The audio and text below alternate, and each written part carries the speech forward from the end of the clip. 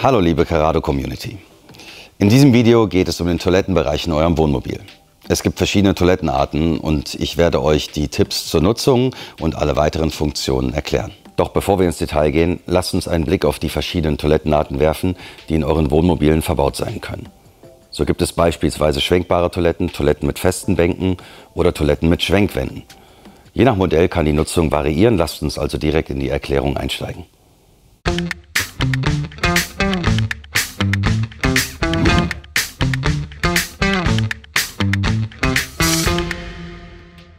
Kommen wir nun zur eigentlichen Nutzung der Toilette.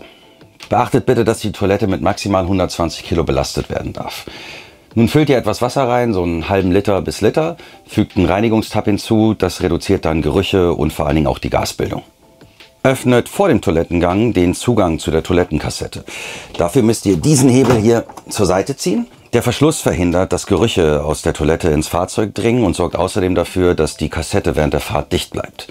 Denkt also unbedingt daran, dass ihr den Hebel nach dem Toilettengang wieder schließt. Die Spülung erfolgt direkt über das Frischwassersystem des Fahrzeugs. Hinweise hierzu findet ihr im weiteren Video Wasser. Doch was tun, wenn die Anzeige neben der Toilette rot wird? Das bedeutet, dass eure Toilettenkassette voll ist.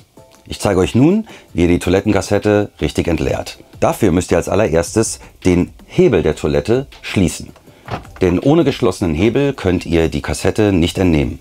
Ihr öffnet nun mit dem Bohnenaufbauschlüssel die Abdeckung, hinter der sich die Kassette befindet. Dafür drückt ihr beide Knöpfe rein. Daraufhin könnt ihr den Schlüssel rausziehen und die Abdeckung nach oben machen. Die ist magnetisch, die hält sich dann hier oben von alleine. Dann zieht ihr den blauen Hebel nach oben, entfernt die Kassette aus dem Fahrzeug.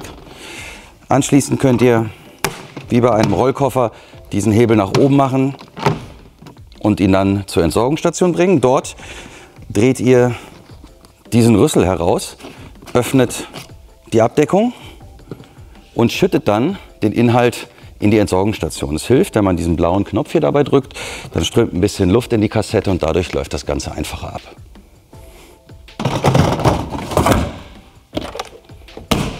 Nun ist die Toilette wieder einsatzbereit. Für eine längere Stilllegung des Fahrzeugs, beispielsweise im Winter, empfiehlt es sich, eure Wassertanks, die Toilettenkassette oder auch die Wasserleitung vollständig zu entleeren. Bei längerer Nichtbenutzung solltet ihr eure Toilettenkassette vollständig und möglichst lange austrocknen lassen. Das war eine kurze Einführung in den Toilettenbereich eures Wohnmobils. Solltet ihr weitere Informationen brauchen oder Fragen haben, schreibt uns gerne in die Kommentare oder schaut euch gerne unsere weiteren Videos an.